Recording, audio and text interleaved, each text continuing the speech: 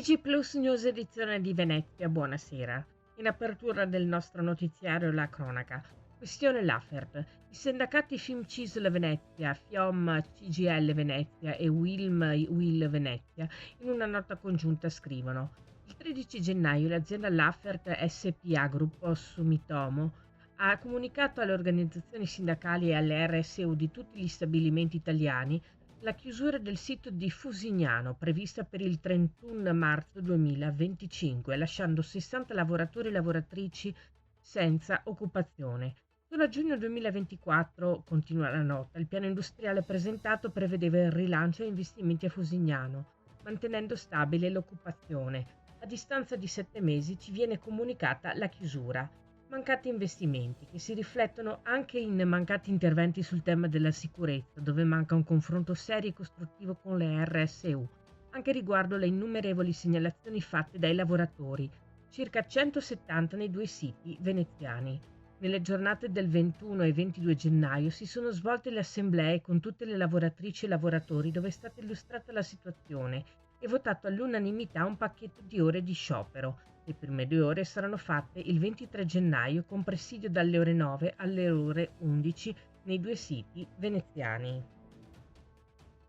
Cambiamo argomento. Report 2024 dell'attività della Polizia Locale di Venezia, presentato questo pomeriggio nella sede del Comando Generale della Polizia Locale. Alcuni dati. Nell'attività di contrasto allo spaccio di sostanze stupefacenti sono stati colti in flagranza di reato 157 spacciatori, di cui 26 tratti in arresto. In merito ai reati contro il patrimonio e illeciti amministrativi correlati sono stati effettuati 1292 ordini di allontanamento, sia per uso o detenzione di sostanze stupefacenti, sia per bivacco e prostituzione. È proseguita in modo costante l'attività di monitoraggio, controllo, sgombero e bonifica dei siti contemplati nel programma Oculus, un'attività svolta dal Servizio Sicurezza Urbana della Polizia Locale finalizzata a evitare che i siti abbandonati si trasformino in luoghi di degrado.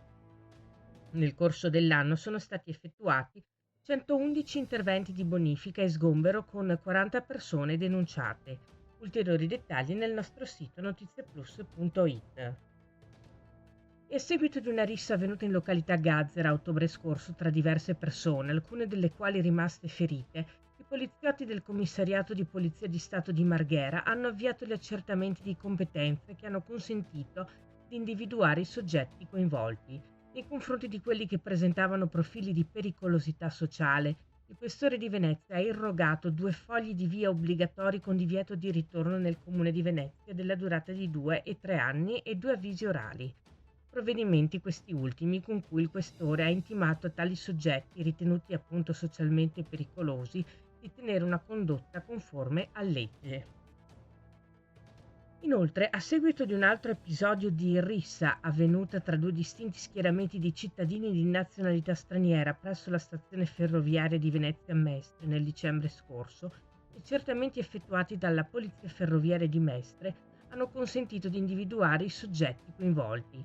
Al fine di neutralizzarne la pericolosità sociale, il questore di Venezia ha emesso nei loro confronti un foglio di via obbligatorio con divieto di ritorno nel comune di Venezia della durata di 3 anni, oltre a 3 DASPO Willy della durata di 3 anni, inibendo loro l'accesso e l'intrattenimento nella zona del rione Piave, e 3 avvisi orali. Questa era la nostra ultima notizia. Grazie per essere stati con noi. Arrivederci.